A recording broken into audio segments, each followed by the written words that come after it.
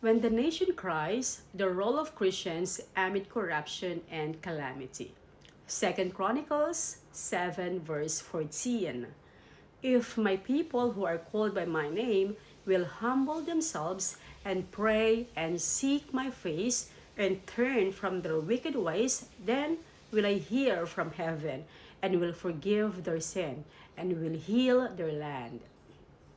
Good afternoon mga kapatid. So today our hearts are heavy.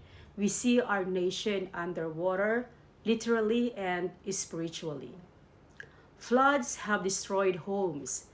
Families are suffering, and corruption seems to pour like rain upon our land. Many of us feel angry, hopeless, and tired of hearing the same news. Projects that should protect the people are instead used for profit. Leaders who promise change are now part of the decay. Even among Christians, there is frustration. Some of us have said, Lord, hanggang kailan? But today, God is reminding us when the nation cries, His people must respond not with outrage alone, but with repentance and intercession. First, when the land is broken, God looks for broken people. The Lord is close to the brokenhearted and saves those who are crushed in spirit.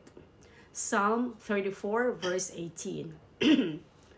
When Nehemiah heard that Jerusalem's walls were in ruins, he didn't post his anger. He fell on his knees and wept. He fasted, confessed the sins of his people, and said, "We have sinned against you."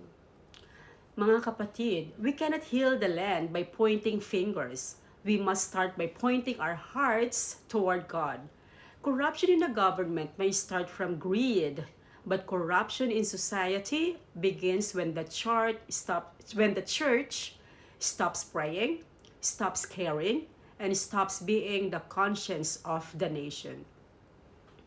Before we say they are corrupt, God asks, are you still pure? Are you still praying? Are you still obeying me when no one sees? We cannot change the heart of a politician if we ourselves refuse to be changed in the presence of God. Let our anger be transformed into tears of repentance. Let our pain become fuel for prayer. Second, when injustice reigns, Christians must stand for righteousness. He has shown you, O men, what is good, to act justly, to love mercy, and to walk humbly with your God. Micah 6 verse 8. The world is filled with compromise. People do wrong and say, wala naman tayong magagawa. But we, the followers of Jesus, are called to be different. We must live in such a way that people see hope through our honesty, compassion, and humility.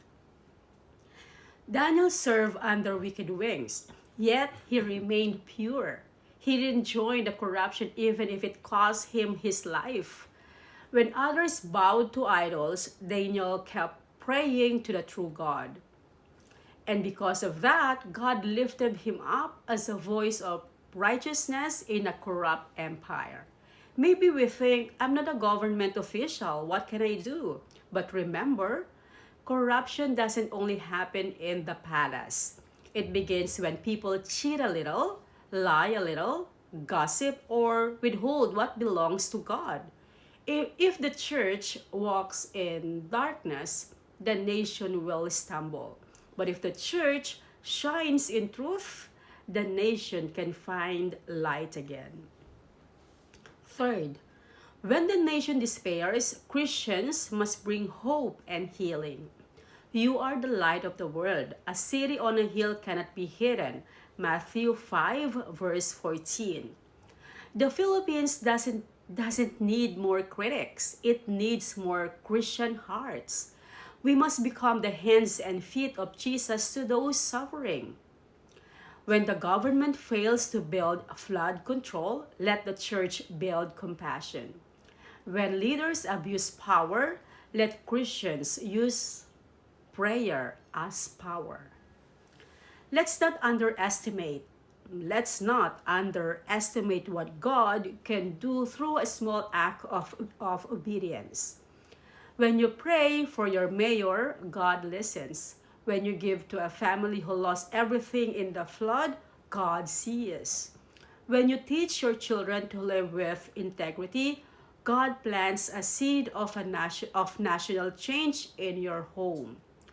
The early church grew not because they had political power, but because they loved and served when the world was collapsing. They didn't curse the darkness, they became the light. Fourth, when people are angry, let the church be on her knees. Romans 12 verse 21 says, "Do not be overcome by evil, but overcome evil with good." Yes, we have a right to be angry at corruption, but let the anger lead us to prayer, not hatred. The devil wants us to turn against one another, to divide, to accuse, to despair. But God calls us to turn to Him, to unite in humility, to intercede for mercy, to believe that He still reigns over the Philippines. When Christians kneel, strongholds fall. When believers pray, heaven moves. Our land may be flooded, but God can still cause righteousness to rise like the dawn. So we have to think about it.